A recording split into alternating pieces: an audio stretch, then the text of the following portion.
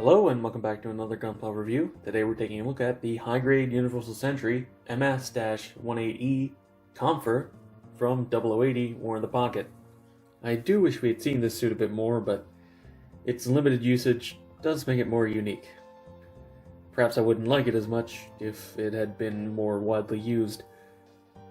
But anyway, let's start off the review as always by taking a look at the articulation.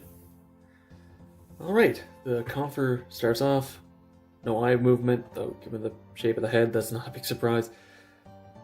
You do get a ball-jointed head, which gets a ton of movement, though doesn't look like it looks that far up, but it actually does. You do get a hinge forward and back on top of that, so plenty of movement in the head. The shoulders have forward and back, as well as very, very slight upwards movement, but not much. Besides the way that the shoulder works, you wouldn't get anything out of it anyway. Speaking of which, universal joint for the shoulder. This gets plenty out of the way. The actual shoulder armor is actually on a ball joint, which is also on a hinge, so that doesn't get in the way at all with Bow's ability. Rotation at the upper arm. Single joint at the elbow, but given the design, well over 90 degrees. And as usual, ball joint for the wrist. The chest is also on a ball joint, which is really loose on this one. And I had to tighten it up quite a bit. It seems to be loosening again. Hang on a moment. There we go. You do get a very slight wiggle side to side. It's mostly just to the back, though, but it's fine.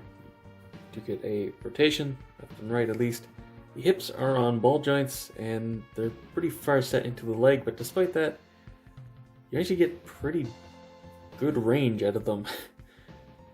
And you get two joints for the knee, though just because of how thruster goes back, you don't really get that much of a bend there.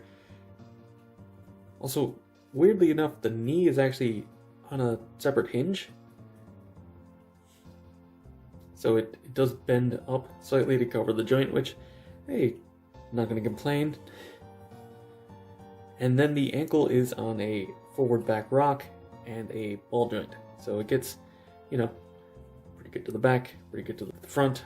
Then you get nice tilts to either side. So this is actually a very, very well articulated kit. Which is important given its accessories, which we're moving on to right now, starting as always with the stickers. Now the foil stickers give you 3 mono eyes, which as far as I can tell is actually just because they expect you to peel off and replace the sticker to move the mono eye, so they gave you spares, which is dumb, but hey, I appreciate the gesture at least. And these 2 white ones are for the 2 white bands on the suit. The Xeon one goes on the chest, and then these ones go up on the head, right here-ish. You'll notice, however, that there are no yellow color-correcting stickers. Normally I saved this until after all the accessories, but let's go over it now. The only yellow on this kit are these thrusters and the ones up in the shoulder. All the other yellow that you see has been painted. I mean, the white's painted too, but you get stickers for that. Ones on the head, you can understand that. These ones on the chest, kind of feel like they could have got away with making those parts. The ones on the thrusters, I get. Like, they never give color correcting stuff for insides of thrusters, but still, that's a lot of paint. And these ones on the ankles, which 100% could have been separate pieces, and I'm actually annoyed that they aren't. I mean, you could say, oh, well, it's thin plastic, but the foot doesn't get over there. They could have easily made that a little bit thicker, or just, had the yellow inside. So this thing doesn't really look right unless you go out of your way to actually paint the yellow on it. Also, before we get into the accessories, I will point out, just I took it out so I wouldn't forget. You do actually have a action base stand here. It's just a little poly cap, and it does actually come with a little cap to cover it. Anyway, let's move on to the actual accessories and start up with something small. You do get 2 shotguns. And one thing I will point out, you do get 2 of these. So you can have 2 with stocks or 2 without stocks, or 1 of each, as I've done here. The one without the stock actually works really well with this little connection piece, which just lightly tabs on to the weapon. And there's a little slot here, which just lets it peg in there. And this is why I say the stockless one is good, because it doesn't get in the way and doesn't stick out to the side like this one would. Also, you do get 2 holding hands, as you can see, but you also get 2 trigger finger hands. So you can actually dual wield the shotguns, or any of the other weapons, for that matter. Also, you do get 2 beam sabers. You can see the detail of where they are on the thigh, and it is actually matched to the beam saber itself, though it's obviously not removable, so if you do use them, you have them on the thighs too, but that's not a big deal. This uses the old beam saber, which is the shortest beam saber. It's obviously smaller than the new mold that has the more bulbous bottom, but it's also shorter than this style of beam saber by quite a margin. So these are very, very short beams, but not a big deal. Honestly, the Kampfer kind of looks better with the shorter ones, I would say. Next up, we have the rocket, sort of RPG. I forget what they're called. These are actually movable from these, and they just peg onto the knees, which does look a little bit silly, but hey, it's accurate. And I mean, it's better to have them there than strapped onto the chest, where, you know, the cockpit is. Also, you do actually get 2 bazookas, which both have these clip pieces, which actually clip really securely on, and mean that they can be pegged onto the back right here. And now it's starting to look like the Kampfer from 0080. But that's not the only reason I moved the camera up, because there is one more accessory, and it's a big one.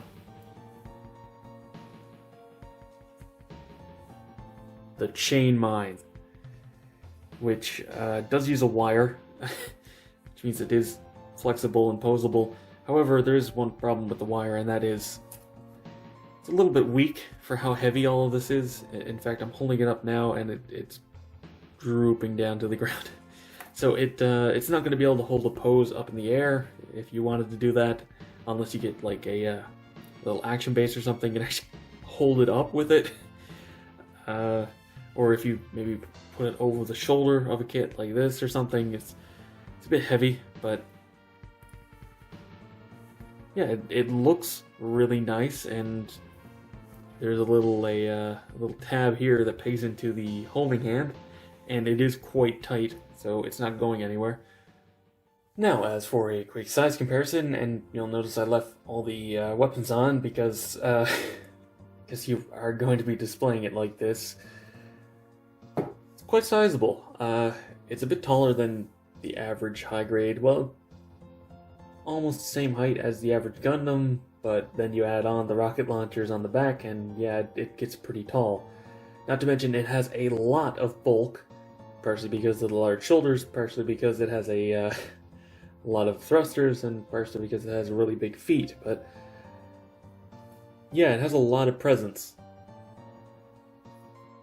So to wrap this review up, the Kampfer is a pretty good kit, honestly. Like the actual construction of the kit is really nice. The problem comes from colors. The main one being, of course, no yellow. And considering you have to paint yellow on blue and dark gray, it's a bit of a pain, but you know, if you're going to be painting a kit, that's fine. The other problem is that the blue plastic used is nowhere near close to what it looks like in pretty much any media, including the box. It's not dark blue like the kit on the box, and it's not bright blue like the art on the box, and it's not quite the same blue that's in the actual anime, and it's kind of a slightly desaturated, very slightly purple blue. It's not that it even looks that bad, it's just a really weird color. Also, the nubs are a little bit because of it. Of course, blue plastics are always a pain for nubs, so that's nothing to be too surprised about. But it has great articulation, especially given the actual limitations of the design, like, you know, no skirts, so it has to be, you know, attached on the way it is. The head gets a ridiculous amount of range, and the ankles are surprisingly articulated given how bulky they are. The only real limitations of the articulation come from the actual design of the suit. And given the fact it can actually store all of its weapons on the body without, you know, impeding any of the articulation, and they're actually very securely attached. There's not really that much to complain about. If you happen to be a fan of the Kampfer, I can completely recommend getting this, as long as you realize you're going to have to paint a few things, and that the blue might not exactly be what you expect. But anyway, that's all for this review. Thank you very much for watching. Be sure to let me know what you think down in the comments below. Subscribe and hit the bell for future reviews. And as always, until next time, happy building.